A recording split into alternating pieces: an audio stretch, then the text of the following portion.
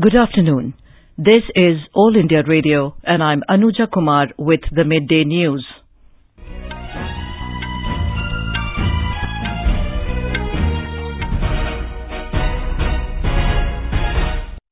The headlines. Prime Minister Narendra Modi says Bodo Peace Accord paves way for permanent peace in Northeast. Union Home Minister says Bodo Peace Accord is another testimony of Prime Minister's efforts to bring lasting peace in Assam. Elaborate arrangements made to ensure smooth conduct of 70-member Delhi Assembly elections tomorrow. Supreme Court to hear on Tuesday centre's plea challenging its order dismissing petition against stay on Nirbhaya convicts execution. Sri Lankan Prime Minister Mahinda Rajapaksa to arrive in New Delhi on 5-day state visit this evening. US forces kill al-Qaeda leader Qasim al-Rimi in a major counter-terrorism operation in Yemen. And in women's cricket, England defeat India by 4 wickets in the 4th T20 match in Melbourne today. Prime Minister Narendra Modi has said that Bodo Peace Accord has paved a way for permanent peace in the Northeast. Addressing a rally at Kokrajhar in Assam to celebrate the signing of the Bodo Accord, the Prime Minister said it is a new beginning for the entire Northeast. Now we go over live to Kokrajhar to listen to the Prime Minister. अहिंसा के लिए ताली बजाइए, शांति के लिए ताली बजाइए। मैं आपका बहुत बहुत आभारी हूं। एकॉर्ड के तहत बीटीएडी में आने वाले क्षेत्र की सीमा तय करने के लिए कमीशन भी बनाया जाएगा। इस क्षेत्र को 1500 करोड़ रुपए का स्पेशल डेवलपमेंट पैकेज मिलेगा, जिसका बहुत बड़ा लाभ कोकराझार, चिरांग, बक्सा और उदालगुड़ी जैसे जिलों को भी मिलेगा। इसका सीधा मतलब है कि बोडो जनजाति के हर अधिकार का, भाषा संस्कृति का विकास सुनिश्चित होगा। Apart from the Prime Minister, Assam Chief Minister Sarbanand Sonowal and his ministerial colleagues are attending the meeting. The tripartite Bodo Agreement was signed between the Centre, Assam Government and the banned Assam-based insurgent group National Democratic Front of Bodoland, NDFB, on the 27th of last month. The agreement is aimed at bringing political and economic benefits to the Bodo tribe, which is one of the largest tribes of Assam. Union Home Minister Amit Shah today said that the Bodo Peace Accord is yet another testimony of Prime Minister Narendra Modi's decisive leadership and his efforts to bring lasting peace in Assam. In a tweet, Mr. Shah said the Modi government is a symbol of new hopes. The Lok Sabha today adjourned till 1 p.m. and ruckus over Health Minister Dr. Harshvardhan's remarks against Congress leader Rahul Gandhi. Replying to a question asked by Mr. Rahul Gandhi, Dr. Vardhan criticized him for his reported statement about the Prime Minister. Agitated Congress members then trooped into the well of the House. Congress MP from Tamil Nadu, Manika Tagore, rushed towards the Health Minister. Union Minister for Women and Child Development, Smriti Irani, today said Poshan Abhiyan aims to reduce malnutrition in the country in a phased manner. Replying to supplementaries in the Lok Sabha, Ms. Irani said Poshan Abhiyan ensures mechanisms for timely service delivery and a robust monitoring as well as intervention infrastructure.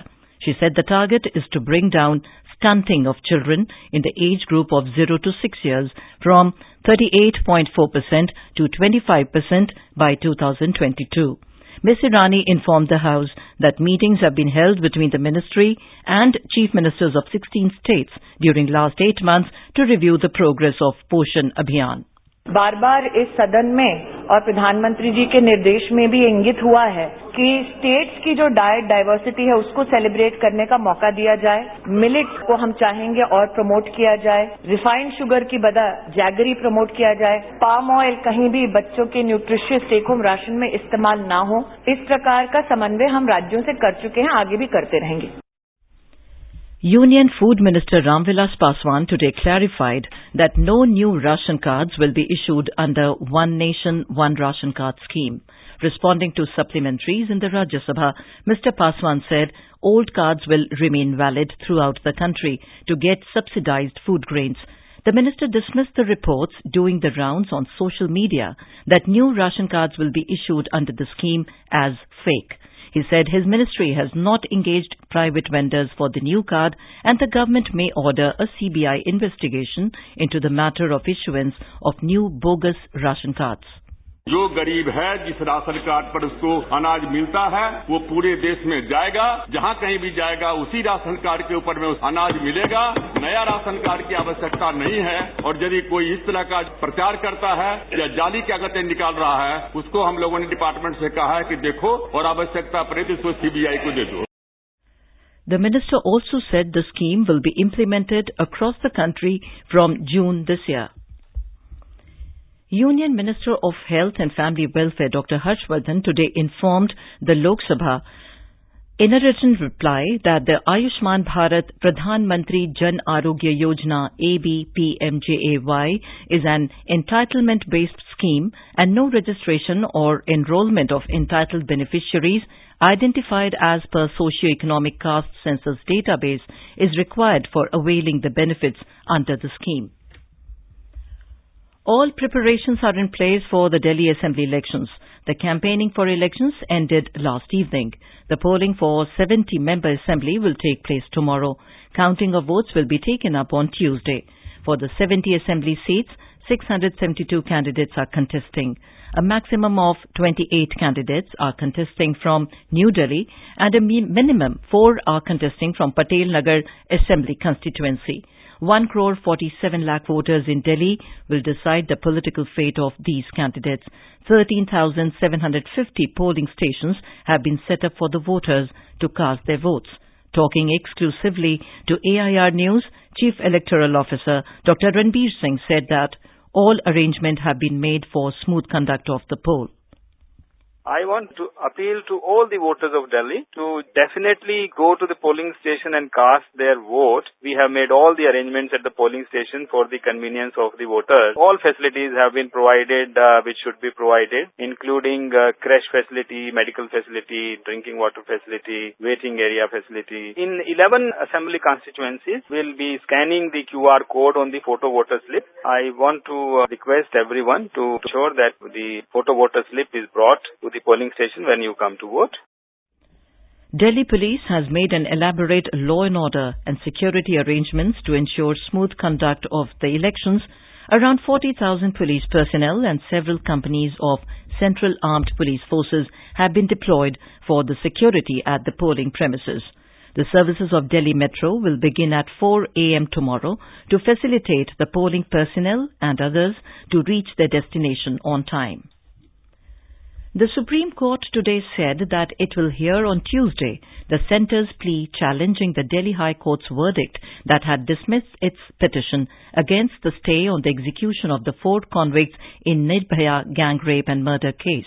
A bench headed by Justice R. Bhanumati did not heed to the request of Solicitor General Tushar Mehta. He was seeking issuance of notice to the 4 convicts on the centre's plea, saying it would further delay the matter. In another decision, the Apex Court said it would hear on February 10th the pleas against protests at Shaheen Bagh, as it did not want to influence the Delhi Assembly elections by hearing the matter today. This is All India Radio giving you the news. For quick news updates, visit our News on AIR app and follow us on Twitter at AIR News Alerts. You can also visit our website www.newsonair.com. Sri Lankan Prime Minister Mahinda Rajapaksa will reach New Delhi this evening on a 5-day official visit to India. He is leading a 10-member high-level delegation, including 2 cabinet ministers. Mr. Rajapaksa will have bilateral meetings with Prime Minister Narendra Modi and President Ramnath Kovind, while External Affairs Minister Dr. S. Jaishankar will call on him tomorrow. More details from our Colombo correspondent.